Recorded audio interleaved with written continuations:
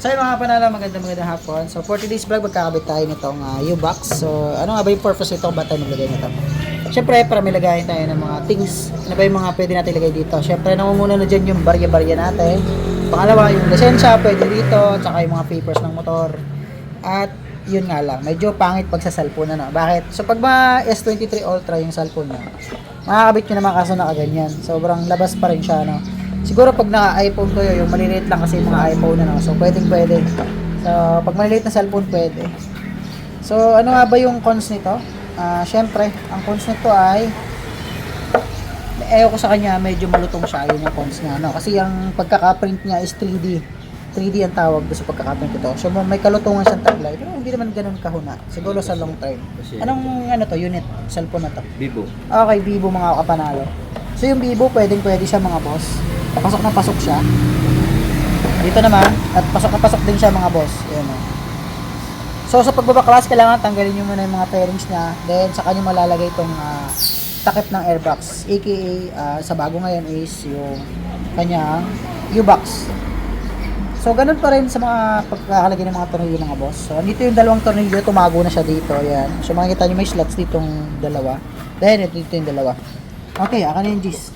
At syempre yung apat na G's dito. Ayan. So saan nga ba dumadaan yung airflow niya mga boss? Nandito na po sa side. Ayan na yung airflow niya sa tigkabilang gilid. Ito may stock. Okay, yung stock andito mga boss, dito yung airflow niya. So akin na yung pangpatakbo. Saka 8. Papakita natin sa inyo kung saan yung daanan ng airflow ng stock. So G's muna pangkalas, saka 8. So apat lang yan. Hindi may katigasan ng isang yun Kunat sa diyan. Kunat ang mukha. Kunat daw mukha, sabi ni ang JJ. Sino ba yung makunat ang mukha na yan?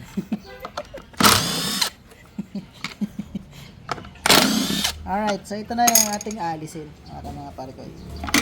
So saan nga ba yung daanan ng airflow ng stock? So dito na daan yung airflow niya. So kung mapapansin nyo, ganito kalaki yung bawat daan ng airflow. Dito naman is isang buo na siya. And then dito sa bagong palit naman natin ilalagay is nandito sa side na to. So yung airflow niya mga boss. Ayan o.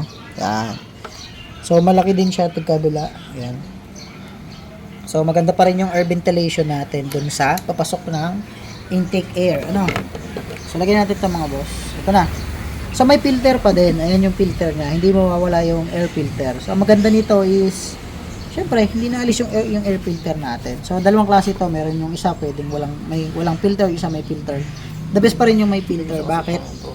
Kasi yun ay para kumbaga yung dumi masala bago pumasok sa intake. Yung isa naman, yung open throttle, yun yung wala nang lagayan ng air filter. So, ito yung kakabit nyo. Salpak na natin. Yun ay, salpak natin mga boss. Patirm na ako nito. So yun, nakapansin nyo may rubber dito, kunin nyo yan, ilipat nyo, huwag nyo kalimutan. So huwag nyo agad idiretsong salpak. So inobserbahan ko, wala yung rubber. Yan, tanggal natin rubber. So paano nga ba tanggalin yung rubber? Ito. So anong purpose ng rubber na yan? Para sealed niya, hindi talaga makapasok yung labok. Tsaka yung tubig, yan yung rubber, huwag nyo kalimutan ilipat. So yun lang yung naobserbahan ko. So pag magkakalas kayo, lagi nyo obserbahan kung ano yung mga pwedeng matanggal at dapat kunin at dapat ibalik. So ikabit natin yung rubber. Sana ay fit pa din siya mga boss. So may bending naman siya dahil sa tagal na sa pagkakasalpak. Although medyo mahirap siya ikabit. Ayun yan. Kinaya ko nga eh. Alright, ito na. Alright, malapit na. So yung mga boss, fit na fit siya mga boss. Ayan, at kabit na natin syempre. Huwag nyo kalimutan ibalik yung rubber ha. Huwag kayong basta salpak ng kung ano-ano lang. Obserbahan nyo yung ginagawa nyo. Ayan, so dito na ulit yung rubber. Saka ating babalik ito. Para maganda pa rin yung fittings. Okay. At yun, may mapapayo ko sa inyo dito. Ano ba yung simple tips natin? Huwag nyo barilin ng diretso. Kasi sinabi ko sa inyo malutong yan. Gunahin natin itong 8.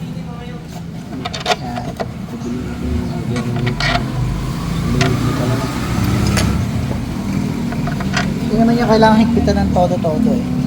Try natin yung audio. So pag maglagay kayo ng ganito, dandahan lang. Basta pasahin na tayo sa inyo.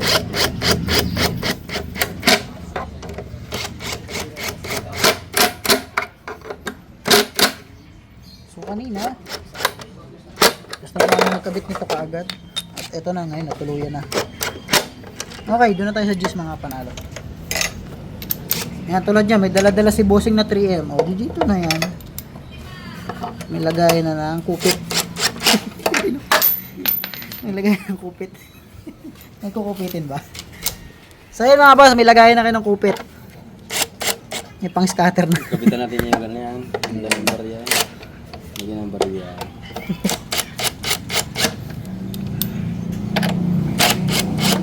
Arkansya mo? Arkansya. Arkansya pagdating sa gas station, wala na.